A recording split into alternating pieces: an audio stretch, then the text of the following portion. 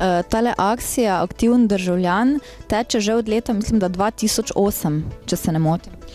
Projekt poteka od 2009. Takrat so v bistvu na podlagi uspešne prijave se pridobila sredstva in tako v bistvu za troletni projekt omogočajo, da se takšne aktivnosti, izobraževalne delavnice, forumi, simulacije tudi odvijajo in so namenjene mladim. Torej, kaj bi pa lahko rekli, kaj je glavni namen teh akcij oziroma teh konferenc? Gre v bistvu za ozaveščanje mladih, pa morda še kaj več o tem? Namen današnje konference je v bistvu prikazati aktivno državljanstvo z različnih vidikov, z različnih zornih kotov in pa po drugi strani tudi omogočiti mladim, ki so danes tukaj prisotni in pa mladinskim delavcem dostop do znanj, ki bodo jih lahko potem neposredno tudi prinesli v prakso.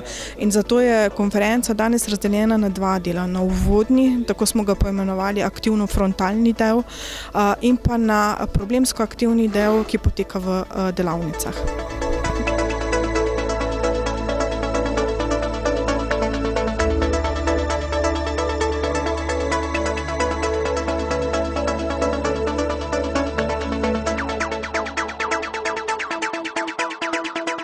V tej delavnici danes smo skušali predstaviti nove medije oziroma kako praktično doseči, da nekaj spremenimo na lokalnem nivoju, a ne predvsem na neki zaključeni strani, torej na občini in torej kako, s kakimi orodji lahko mi nekaj dosežemo, če želimo to doseči.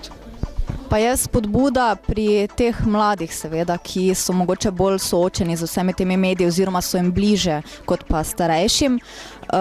Se mogoče tukaj danes začrtalo na teh delavnicah kakšna res praktična ideja, ki bi lahko potem recimo se tudi dejansko naredila? Ja, jaz mislim, da v bistvu smo imeli 3 skupine, 3 ideje, 2 ideji sta bile zelo dodelani, a ne pa tudi ta tretja, skratka neke. Upam, da smo odprli neke nove ideje za ljudi, da bojo poskušali mogoče z kako stvarjo, ki do zdaj niso o njej še razmišljali. Torej, mislim, da ja, da je bil nek praktični vidik in upam tudi, da so udeleženci odnesli kaj od tega.